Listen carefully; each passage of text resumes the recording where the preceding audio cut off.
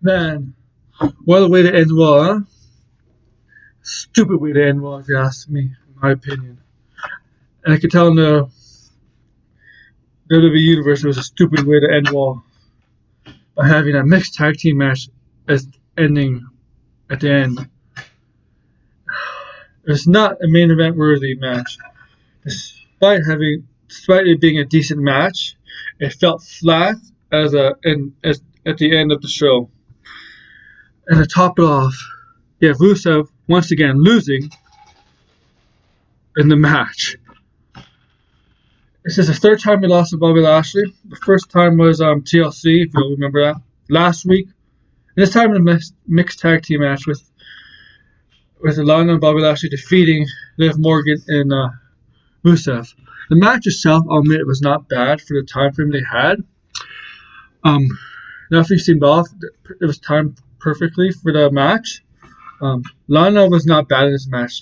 Like I questioned her wrestling ability too at times, but she was not bad in this match. She looked actually pretty decent for what she did. Liv Morgan looked good. I know there's still some rust, but she looked good. But once again,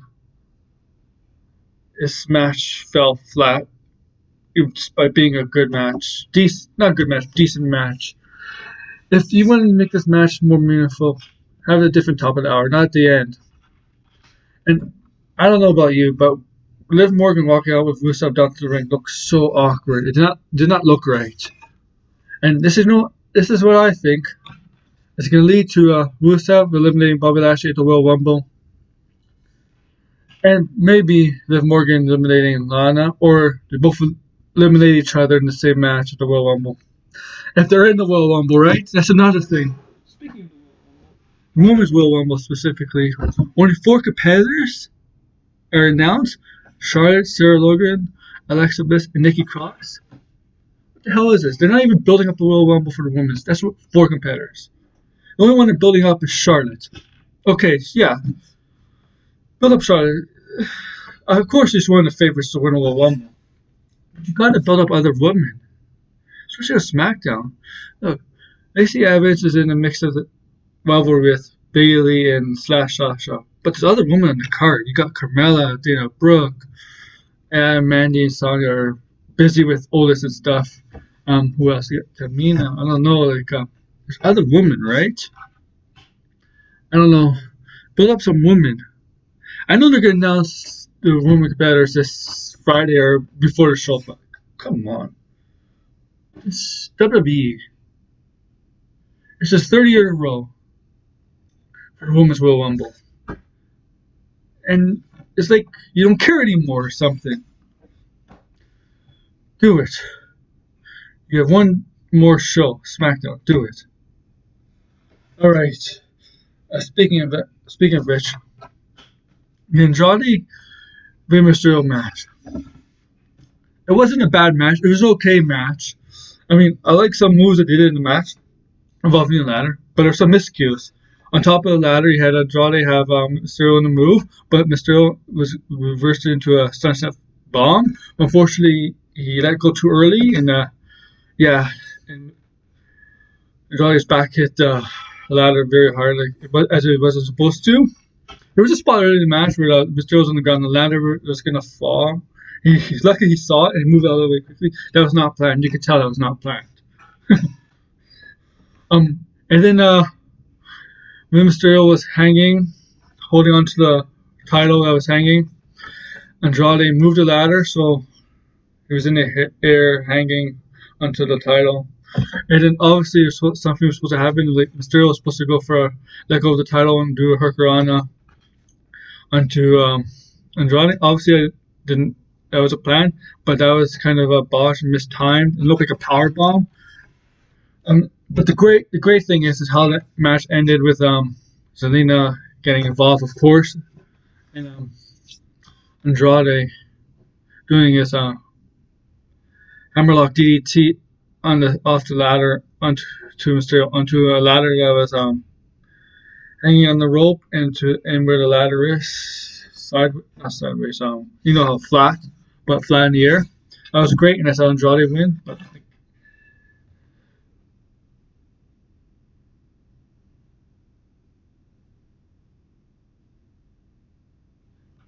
Sorry about that. And at the end of the match, you saw how Andrade was gonna do the hammerlock DDT to Mysterio out of the ring with when Selena pulled up from the ground, from the floor, where cement is, wherever. And so Andrade was gonna do DDT. Now somebody see somebody in the mask. Who is? Humberto Carrillo. Okay, nobody cares. This guy cannot cut a promo, and they're pushing this guy pushing this guy. They're heavily want to make this guy a star, but he can't cut a promo. And apparently, him and Andrade are gonna have a U.S. title match at the Royal Rumble. Gotta hope Andrade wins. He's not gonna. I need him to retain. Okay. As for some of the stuff I didn't really like, I know there's other stuff, but that's the main focus here on the stuff I didn't like. The show was a step back from the past few weeks. I thought the show was lackluster.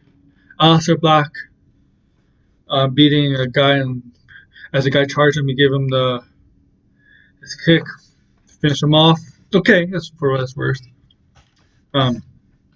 Eric Rowan, Matt Hardy. I know Matt Hardy's on the way out, it seems. That wasn't bad. I don't know what they're doing with Eric Rowan. I don't know what they're going to reveal what's ever in that cage that's covered up. It looks like it's some sort of animal. Drinking a lot of thoughts of a snake. Thinks it's a snake. Maybe. The Mojo Wally and Singh Brothers. Okay, it's okay for us. The Street Profits segment sucked as they were parodying Saturday Night Live's news weekly updates on the weekends. You know, Colin Yost and I forgot the other guy, whatever. Remember WrestleMania? The only good thing about that segment was the Val Venus theme music for the Mandy and the oldest thing that's going on. The showing oldest doing is Valley stuff. You know what he does when he likes to have fun. That was great. That was the only good thing about that segment. Yeah, but there were some good things about this Raw. The Drew McIntyre Randy Orton was a good match. Those two superstars are in the Royal Rumble. It looks like Drew is slowly turning babyface. Maybe one of my picks to win the Royal Rumble. He's my top 3 in terms of men. The OC come out to interfere and beat up Drew. Randy comes out with a chair, takes out OC.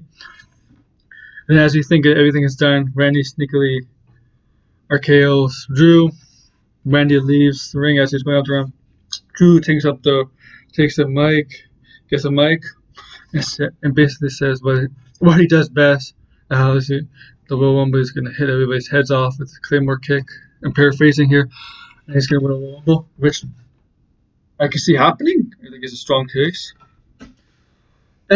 Okay, the women's match. Kairi Sane versus Becky Lynch. It was good for what it was. It was a good match. It was great to see Kairi Sane back in the ring after the concussion she suffered at TLC about a month ago. Of course, the great spot about this match was Asuka on top of the turnbuckle watching the match from afar, and then Becky decking her from the top, right? And then, of course, Becky wins with the disarmer, and as soon as her music goes on, Asuka comes in, kicks her, or drops kicks her, or whatever. Like a second later, the music goes off. Pushing Asuka lock, and then she kicks her again. And this is to build up their match. Royal Rumble. I think Asuka's going to accidentally miss Kairi Sane with their green miss. And something's going to happen with Becky retains at the Royal Rumble. I'll give more predictions later. And I like how in the backstage, how Asuka and Kairi Sane were being interviewed. They talk Japanese, and how Asuka said Becky not ready for Asuka, basically.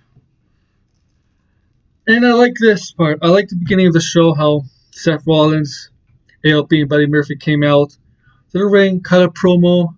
Seth Rollins, in his mind, he thinks he's saving Raw. He's taking Raw to better places in the next generation, making the most dominant brand. He calls himself the Monday Night Messiah, and he has his followers behind him, Buddy Murphy and ALP. right? And you see Kevin Owens and Samoa Joe come out. Kevin Owens and Samoa Joe come out to